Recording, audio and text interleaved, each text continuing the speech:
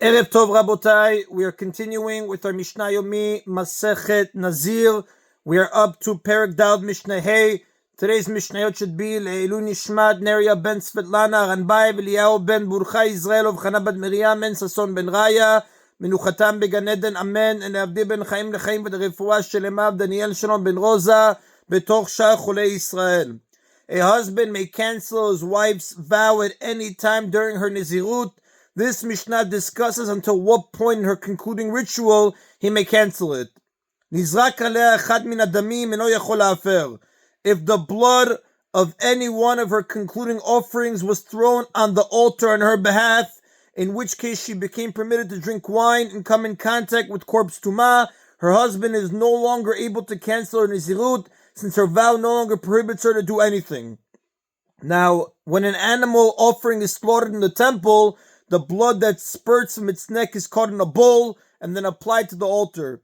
In the case of an olah and a Nazir's ram, the blood is tossed from the bowl onto the walls of the altar at two opposite corners. In the case of a chatat, it is applied by finger to each of the four horns at the top of the altar. And we will learn in chapter 6, Mishnah 7, that once one of the three concluding offerings has been made, the Nazirut is over and the Nazir is free to drink wine and become tameh from a corpse, and therefore the Mishnah says her husband is no longer able to cancel her Nazirut since her vow no longer prohibits her to do anything. A husband may cancel his wife's vows only if they forbid her in some way from the pleasures of life or if they affect his personal relationship with her, as it says in Bamidbar, chapter 30, verses 14 and 17, and Mishnayot Nedarim, chapter 11, Mishnah 1. Therefore, once the blood of one of her concluding offerings has been applied to the altar and her Nazirut restrictions are over, he can no longer cancel her vow. The only thing canceling her Nazirut would accomplish at this point is to free her from bringing the rest of her offerings and from shaving her head.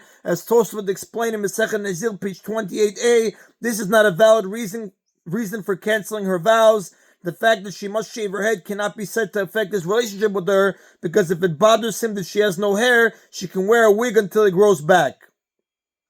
Now, the next Tana argues that the husband loses his ability to cancel his wife's Nazirut at an even earlier point in the concluding ritual. Rabbi Akiva says, Afilu nishchata alea achad mikol habehemot, even if just one of her sacrificial animals was slaughtered on her behalf, and its blood was not yet thrown on the altar, her husband is no longer able to cancel her Nazirut because that offering would then go to waste. Even though she cannot yet drink wine, since the blood was not yet thrown on the altar, Rabbi Akiva does not allow the husband to cancel the vow so as not to waste an offering that was already slaughtered.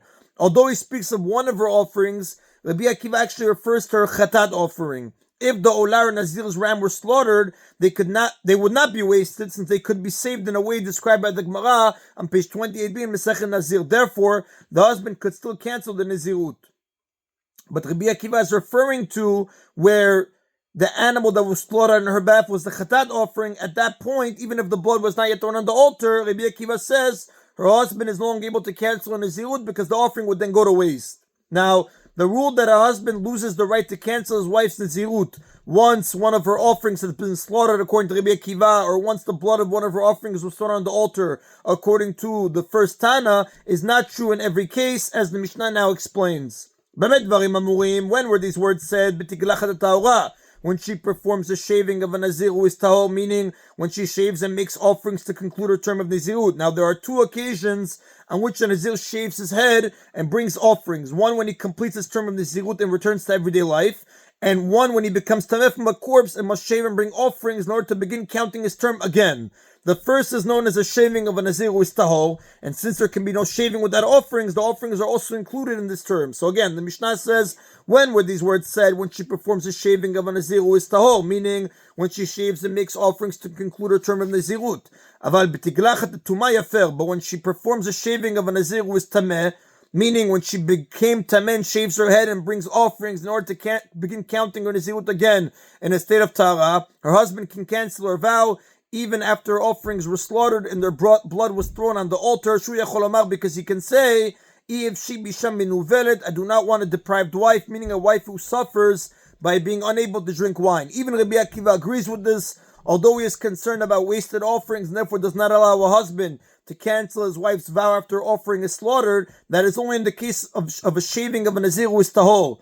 Since that woman will be able to drink wine shortly anyway as soon as the blood is thrown, Rabbi Akiva does not allow an offering to be wasted just to permit her to drink wine a few minutes earlier. But in the case of a shaving for Tumah, where the wife will still have to repeat her entire term of Nazirut, even Rabbi Akiva allows the husband to cancel her vow and waste the offerings to save her from being forbidden to drink wine for so many more days. Now, the next Tana argues that a husband can cancel his wife's vow of Nazirut even after the blood of her offering has been thrown on the altar.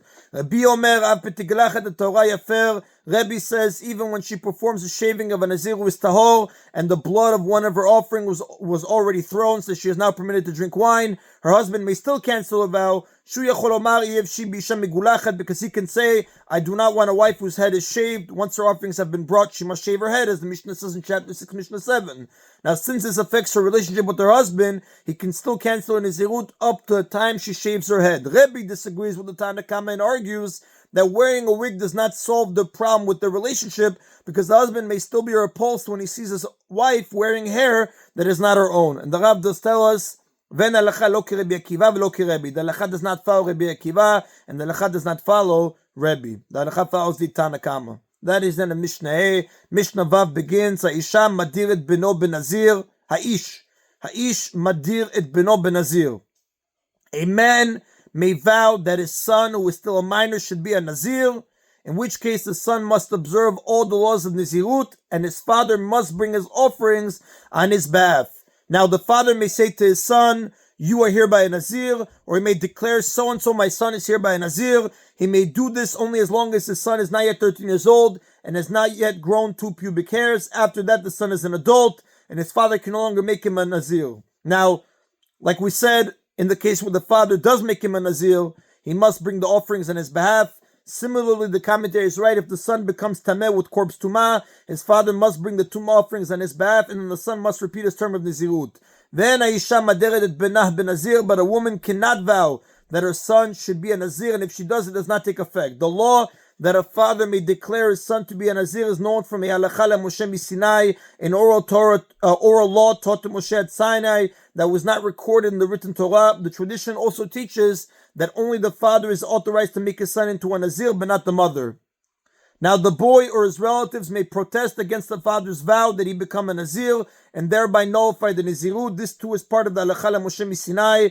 For the protest to be effective, the boy or his relatives must protest immediately upon hearing about the father's vow. If they do not immediately protest, or if the boy starts observing the Nazirut willingly, the Nazirut can no longer be nullified. Now the Mishnah discusses what to do with any offerings that were consecrated before the Nazirut was nullified. A person may consecrate Nazirut offerings even before the term is complete, as we saw in the previous Mishnah. In this case, the father consecrated offerings on behalf of his son's Nazirut before the relatives or the son heard about the Nazirut and protested. Ketzad, the Mishnah says, how are these offerings dealt with if the son or the relatives protested and nullified the Nazirut? Now the commentaries explain the protest does not nullify the Nazirut retroactively, only from that moment forward. Therefore, any offerings consecrated before the protest remain holy. This is like a husband's cancellation of his wife's Nazirut, like we spoke about in chapter 4, Mishnah 4. So the Mishnah says, Gilach o shegilchu krovav. For example, if the boy cut his hair or his relatives cut his hair for him, showing their rejection of the father's vow, michal shemicha krovav, or if the boy or his relatives explicitly protested against the father's vow, what do we do with the animals that the father consecrated for the son's concluding offerings? So the Mishnah explains, if the father had already set aside, consecrated the 3 animals for his concluding offerings, hachatat tamut, the chatat is left to die, the olah should be offered as a voluntary olah offering, and the shlamim should be offered as a voluntary shlamim offering, and the meat of the shlamim may be eaten for only 1 day and 1 night, as is the law for a Nazir shlamim. But the loaves of bread that usually accompany a Nazir shlamim offering are not needed for this shlamim, since the boy is no longer a Nazir. The Mishnah has until now dealt with the case of a father who consecrated animals for the Nazirut offering. The Mishnah now discusses the case of a father who consecrated money with which to buy the Nazirut offerings. The rest of this Mishnah follows the rules given in Mishnah 4 for the consecrated money of a wife whose husband canceled her Nazirut. Hayula amounts to mean if he had unspecified money, meaning that the father had set aside one lump sum of money to buy the Nazirut offerings, but he did not designate which coins would be used for which type of offering, and the son of the relatives protested and canceled the Nazirut, Yiplulin Davad, the money should be dropped into the temple chest, designated for other voluntary communal offerings. Ma'od Mefurashin, if he had specified money, meaning he had designated separate coins for each of the Nazirut offerings, and the rules as follows. The money for the Chadad should go to the Dead Sea, meaning it should be thrown into the Dead Sea to be destroyed. Lo ne'enin, one may not have any benefit from these coins because they were consecrated for Chatat and therefore possess sanctity. V'lo mu'alin, but if one does benefit from them, he is not subject to the milah penalty for using them, since they can no longer be used to buy an offering. The money for the olah should be used to bring an olah offering. And one is subject to the milah penalty for having benefit from them, because these coins can still be used for buying an offering. The money for the shalamim should be used to bring a shalamim offering. And the meat of this offering may be eaten for only one day and one night, as is the law for Nazir shalamim. But the loaves of bread that usually accompany a Nazir shalamim offering are not needed for the shalamim, since the boy is no longer a Nazir. And that is the Nabotai of today's Mishna Yomi. Baruch Adonai Leolam. Amen v'amen.